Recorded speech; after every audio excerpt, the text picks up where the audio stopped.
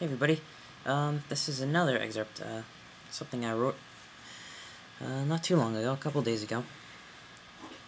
Ever notice how it is easy to find a particular view about the world utterly convincing?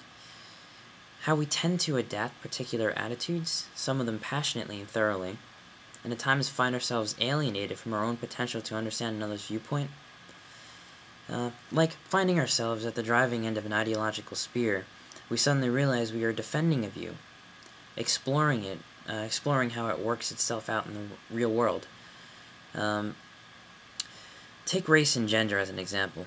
You notice how it permeates society. So you begin to, as if it has been sufficiently imprinted to you on the university, particular interests of yours. You see how it all plays out. You play the conquistador of equal rights, the bringer of multiculturalism. Seeing a real problem, part of you sympathizes with the efforts and wishes to play a part in the ongoing war against ignorance, injustice, inequality. Or in the case of the new atheists, that's a common term, part of you actively takes on a personal effort to immerse yourself in rational thought, watching dialogues between greater ideological spokespeople, reading books and joining forums. You identify with the cause. Your forum tag becomes Dawkins quotes or Sam Harris or any particular rationalist for that matter. I mean, not necessarily, but just as an example.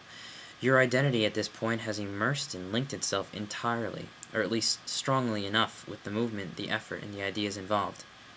In both cases, we allow ourselves to be strongly shaped by our passionate interest for a subject that we agree on. It seems natural for humans to bind together and identify with groups, be they larger or smaller. Yet it also seems a little dangerous in that by giving our minds over to be, in a sense, conditioned by an ideology, fanatic or not, is to limit our ability to understand another. By building the mind for specific tasks, we allow it to be less open to the receptivity of others. Not always, but frequently. I find in many of the debates online, and I guess myself as well, no matter what particular argument is going on, both sides fail to make the jump to a common ground in which one begins to thoroughly understand the other. Mistakes in interpretation or simple strong identification with a viewpoint clouds the debater's judgment, so that he or she may miss an often critical and interesting point about the opponent. On the same token, the debater may even make poor arguments based on thoroughly seeing what the oppositional view is, based on not thoroughly seeing that is. The fact that we disagree conceptually is not something that can be avoided. It goes almost without saying that to disagree is almost natural for us, but the inability to perceive another's attitude, to see through their perspective, is something that is so far and few between, yet so important as the age of information progresses. Unless we really do wish to see fragmentation, it's important for us to accept that perhaps we cannot entirely understand another's view, but maybe that is not necessarily important.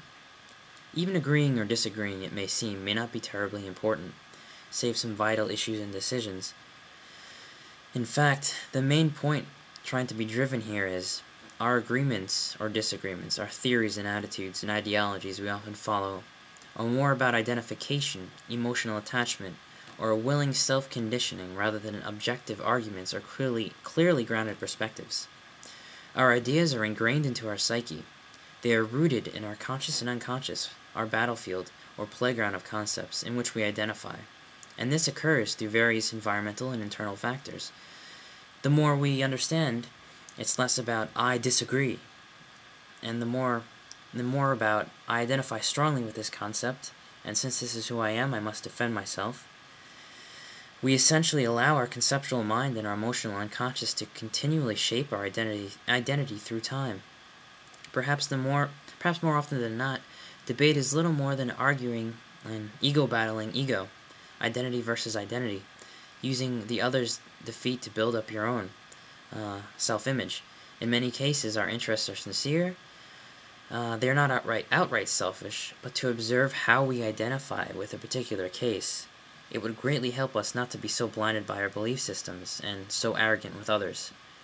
And, yes, please feel free to comment on this or make a reply video. I'm very interested to see what people have to say about this. Thank you very much for listening.